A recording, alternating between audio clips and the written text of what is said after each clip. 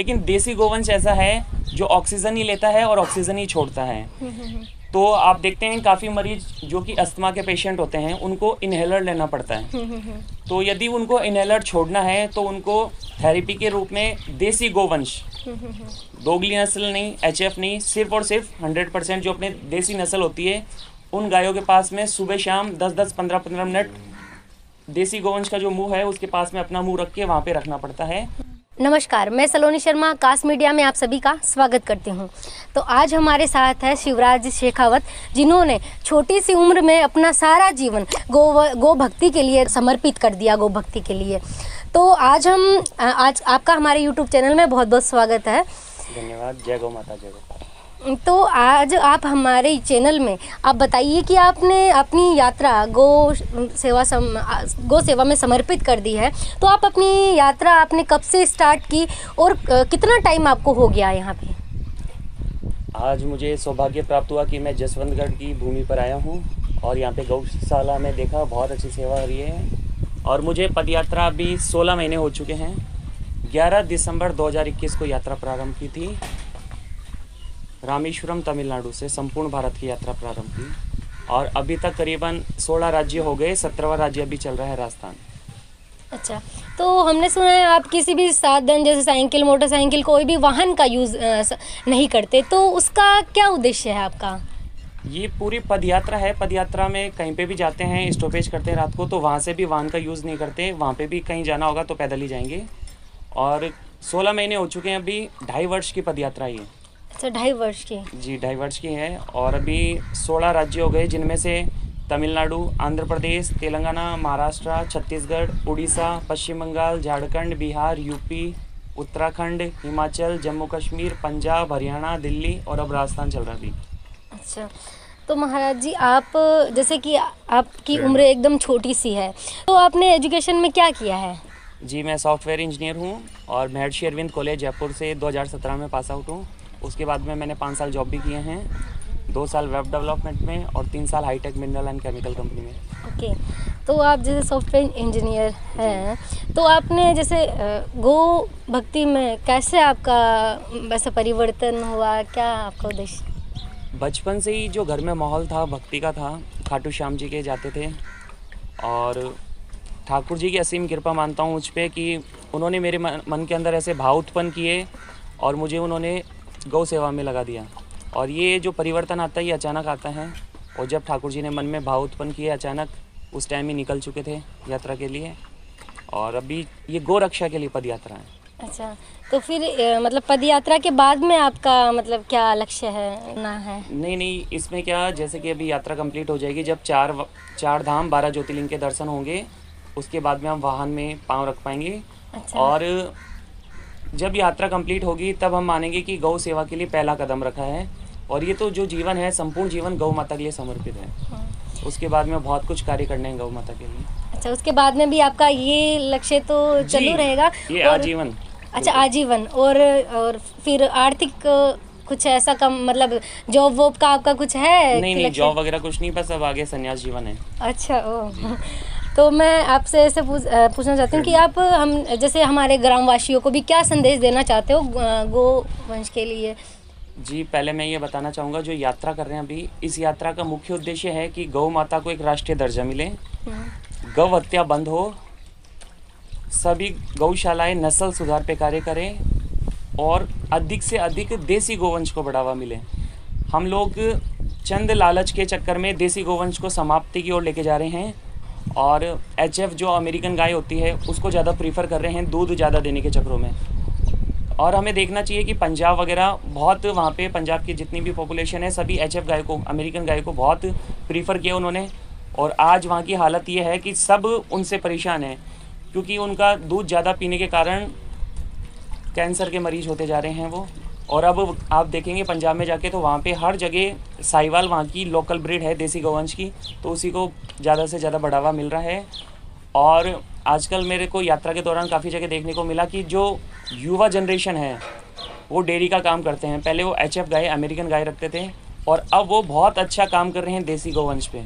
Dairy farm भी कर रहे हैं कमाने के लिए और वहाँ पे देसी गौवंश को रख रहे हैं और वहाँ पे नस्ल सुधार का कार्य कर रहे हैं। जैसा कि मैंने सुना है कि जैसे फॉरेन कंट्रीज़ में गायों की चिकित्सा भी होती है, थेरेपी, मान लो थेरेपी जैसा ऐसा कुछ होता है। तो आप जैसे हमारे दर्शकों को कुछ ऐसा थेरेपीज़ के बारे में कुछ बता सकते हैं जिससे कि उनको थोड़ा और गाय को के लिए थोड़ा और उत्साह मिले? जी, जैसे कि हम मनुष्य हैं, हम क्या करते हैं, ऑक्सीजन लेते हैं, कार्बन डाइऑक्साइड छोड़ते हैं। ऐसे ही जो अमेरिकन गाय है, HF गाय है, वो भी ऑक्सीजन लेती है, ऑक्सीजन लेती है, कार्बन डाइऑक्साइड छोड़ती है। लेकिन देसी गोवंश ऐसा है जो ऑक्सीजन ही लेता है और ऑक्सीजन ही छोड़ता है। तो आप देखते हैं काफ़ी मरीज जो कि अस्थमा के पेशेंट होते हैं, उनको इन्हेलर लेना पड़ता है। तो यदि उनको इन्हेलर छोड़ना है तो उनको थेरेपी के रूप में देसी गोवंश, दोगली नस्ल नहीं, HF नहीं, सिर्फ और सिर्फ 100% जो अपने देसी नस्ल होती है, उन गायों के पास में सुबह शाम 10-10, 15-15 मिनट देसी गोवंश का जो मुंह है उसके पास में अपना मुंह रख के वहाँ पे रखना पड़ता है। अगर आप 15 दिन ये थेरेपी का यूज़ करते हैं तो आपका बहुत जल्द जो इनहेलर लेते हो आप, वो आपका हट जाएगा। और दूसरा, जैसे बीपी लो, बीपी हाई की प्रॉब्लम होती है, तो यदि किसी के बीपी हाई होता है तो देसी गोवंश जो है, इनकी ये कुबड़ होती है, ये देसी गोवंश है। हाँ, ये देसी गोवंश है। इनके जो उभरा हुआ भाग दिख रहा है आपको, ये कुबड़ है। अच्छा अच्छा। इस कुबड़ से आप जब इनको अपना राइट हैंड इनके ऊपर फेरेंगे 2-3 मिनट राइट हैंड, और फिर अदर साइड जाके आप लेफ्ट हैंड फेरो उनकी कुबड़ से। तो अगर आप डेली ये करते हैं, थेरेपी लेते हैं, तो आपका बीपी जो हाई है वो लेवल में आ जाएगा। और यदि बीपी लो रहता है तो इनके गले पे जो गलगंबर होती है उस पे ऐसे से हाथ फेरना चाहिए, उससे बीपी लो जो होता है वो एकदम लेवल में आ जाएगा। तो मतलब कितने मिनट तक ऐसा करना होता है? ये 5 से 10 मिनट करना होता है, और करीबन आप 15 से 20 दिन जब कंटिन्यू करेंगे तो आपको फ़र्क नज़र आएगा। और अभी काफ़ी लोग जैसे कोई डिप्रेशन में चले जाते हैं, ड्रग्स वगैरह का यूज़ करते हैं, तो वो भी जब देसी गौ माता की शरण में आते हैं, उनके पास में उनकी सेवा करते हैं, उनके हक करते हैं, तो वो सारी जो डिप्रेशन होता है वो दूर चला जाता है। और विदेशों में हम देख रहे हैं बहुत बढ़ावा मिल रहा है और बहुत ज़्यादा पैसे लिए जाते हैं इस थेरेपी के। तो हमारे पास में तो ये सारी सुविधाएं उपलब्ध हैं, हमें इस पे जोर देना चाहिए। तो महाराज जी, आप हमारे जैसे जसवंतगढ़ ग्राउंड में आए हैं, तो हमारे भी जैसे युवा साथी है, बहुत गौ भक्ति करते हैं, ठीक है, बट उनका ऐसा नहीं हो पाता कि कभी करते हैं, बीच में उनका रेगुलरिटी नहीं हो पाती है उनमें कि अपन को 1 घंटा वैसे तो देना ही चाहिए गौ माता के लिए, बट रेगुलरिटी नहीं हो पाती है। तो आप न्यू जनरेशन के लिए और सभी ग्रामवासियों के लिए क्या संदेश देना चाहते हैं? देखो, मेरा ये मानना है कि आप डॉक्टर हो, पायलट हो, इंजीनियर हो, वो आपकी पर्सनल लाइफ है, लेकिन उसके साथ आपको एक अच्छा इंसान बनना चाहिए और अपने देश के लिए, अपने धर्म के लिए कुछ ना कुछ सहयोग करना चाहिए। आपके नज़दीकी जो भी गोवंश है, किसी का एक्सीडेंट हो जाता है, कोई बीमार हो जाता है, तो उसकी सूचना जो गोवंश के लिए चिकित्सालय खोल रखे हैं उन तक पहुँचाए। ये भी एक सेवा है। आप खुद इलाज नहीं कर पाते, कोई बात नहीं, लेकिन जो इलाज कर पाते हैं उन तक वो मैसेज पहुँचाए। और सुबह शाम जितना भी आपको आधा घंटा या 1-1 घंटा मिलता है, तो नज़दीकी जो भी गौशालाएं हैं वहाँ जाके सेवा कर सकते हैं। कुछ एक गोवंश जो बेसहारा सड़कों पे घूमते हैं, उनके लिए आपको सहयोग करना चाहिए। और ग्रामवासियों के लिए मेरा यही मैसेज है कि गौ माता के पंचगव्य से निर्मित मार्केट में आजकल काफ़ी प्रोडक्ट हैं, जैसे फिनाइल हुए, शैम्पू है, साबुन हुए, उन सभी चीज़ों का आप अधिक से अधिक बढ़ावा दीजिए।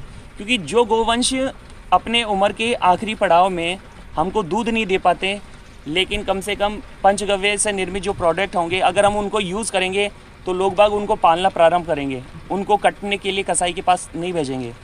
तो ये आप पे डिपेंड करता है, समस्त ग्रामवासियों पे डिपेंड करता है कि अगर हम पंचगव्य से निर्मित प्रोडक्ट को बढ़ाएंगे तो मार्केट में उसकी डिमांड बढ़ेगी। और जब मार्केट में किसी चीज़ की डिमांड बढ़ती है तो गोवंश को भी वो रखना प्रारंभ करेंगे। वो सोचेंगे यदि दूध नहीं दे रहे तो क्या हुआ, बाकी गौमूत्र है, गोबर है, वो तो दे रहे हैं। और आजकल आप देखते हैं वॉल पेंट जो अपने घर की दीवारों पे पेंट होता है वो भी गोबर से बन रहा है। उसके पीछे कारण ये है कि आजकल जो सूर्य से आने वाली जो परावैंगनी हानिकारक किरणें हैं उनको वो ऑब्जर्व कर लेता है गोबर, और अंदर तक नहीं जा पाता। तो उसी कारण काफ़ी जगह शहरों में भी बहुत ज़्यादा बढ़ावा मिल रहा है इस चीज़ को। और कुछ एक स्टेट की गवर्नमेंट गोबर परचेज़ भी कर रही है 5 रुपये किलो, 7 रुपये किलो के हिसाब से भी। तो जैसे गायों का तो बहुत मतलब डेली यूज़ में भी बहुत मतलब कुछ ना कुछ उपयोग होता है, बट यहाँ पे हमारे गांव में जैसे जो सांड होते हैं वो भी आवारा घूमते रहते हैं, तो उनका कुछ आप उनके बारे में कुछ बोलना चाहते हैं? देखो, अलग अलग स्टेट हैं, उनकी गवर्नमेंट ने उनके लिए योजनाएं बना रखी हैं। जैसे अभी राजस्थान की बात करें तो राजस्थान गवर्नमेंट ने नंदीसाला के प्रोजेक्ट ला रखा है उन्होंने, तो उसमें ग्रामवासियों को 10 बीघा ज़मीन दिखानी पड़ती है और उसके बाद में आपको सरकार की तरफ से 1 करोड़ रुपए तक की उसमें सहायता मिलती है, जिसमें आप जो भी आपकी लागत आएगी बनाने की वो आपको सरकार दे रही है। उसके बाद में सरकार यदि आप नंदीसाला खोलते हैं तो आपको 12 महीने का अनुदान देती है। 12 महीने जितना भी चारा लगेगा वो सारा सरकार देगी, तो इसमें तो आपको कोई दिक्कत ही नहीं आनी चाहिए। तो हमारे को उस योजना का लाभ लेना चाहिए। और जो गौशाला है जहाँ पे गाय हैं उनको 9 महीने का अनुदान मिलता है राजस्थान में। अच्छा, जैसा कि आप बोल रहे हैं कि आपने पदयात्रा स्टार्ट की, तो कितने राज्यों में अभी तक आपने कंप्लीट कर ली और मतलब आपको क्या लगता है कि कितने राज्यों में आपको करना है अभी ऐसा? अभी यात्रा 16 राज्यों में हो गई, 17वां राज्य चल रहा है और अभी तक पैदल 9,500 किलोमीटर की पदयात्रा हो चुकी है। हम डेली का 20-25 किलोमीटर चलते हैं और अभी जसवंतगढ़ से लाडनू, बीकानेर, देशनोक, करणी माता के जाके नागौर, पथमेड़ा होते हुए आगे गुजरात, उसके बाद में महाराष्ट्र के 3 ज्योतिर्लिंग बाकी है, MP, मथुरा, वृंदावन, ये इधर आगे की तरफ जाएंगे। तो जैसे कि महाराज जी, हमें तो गौशाला के माध्यम से आपका आने का पता चल गया और यहाँ पे जो हमारे तो बहुत सारे भक्तजन हैं उन सूचना मिल गई, बट जैसे आप अलग अलग गाँव में जाते हैं, अलग अलग राज्यों में जाते हैं, तो उनको आप जहाँ जा रहे हैं उनको सूचना कैसे मिले कि वो थोड़ा आपसे संपर्क कर ले, आपसे आपका अनुभव ले? तो आप थोड़ा बता दीजिए आपकी अपडेट कहाँ रहती है? ये मेरे जो भी अपडेट है वो सोशल मीडिया पे शिवराज सिंह शेखावत के नाम से फेसबुक पेज है, उस पर जब से यात्रा स्टार्ट की तब से कंटिन्यू अपडेट है। हम कितना किलोमीटर चलते हैं, हम कहाँ रुक रहे हैं, किन किन से मिल रहे हैं, न्यूज़पेपर की कटिंग हुए, जो भी आर्टिकल हुए, वो सारे आपको शिवराज सिंह शेखावत के नाम से जो फेसबुक पेज है उस पर मिल जाएंगे। और बाकी नंबर भी नोट कर सकते हैं, 8949021514 ये कॉन्टैक्ट नंबर है। इस पर भी आप कॉन्टैक्ट करके कोई भी पूछ सकते हैं कि मेरी अगली लोकेशन कौन सी है, हम किधर से जा रहे हैं। तो महाराज जी आपका बहुत बहुत धन्यवाद। और मैं सभी दर्शकों को, सभी श्रद्धालुओं को यही बोलना चाहती हूँ कि महाराज जी की जो अगली यात्रा है, अभी भीषण गर्मी में महाराज जी पैदल पूरी, जैसे राजस्थान में आपको तो पता है 53-56 टेम्परेचर चला जाता है, तो इस भीषण गर्मी में भी ये पैदल यात्रा करते हैं। तो ये जहाँ पे भी जाएं तो मेरा सभी से निवेदन है पर्सनली कि आप इनका सहयोग करें, आप इनसे मिलें और इनका अनुभव शेयर करें, उनसे गौ माता के लिए आप क्या कुछ कर सकते हैं वो इनसे अनुभव लें। तो इसी के साथ बहुत बहुत धन्यवाद महाराज जी आपका भी।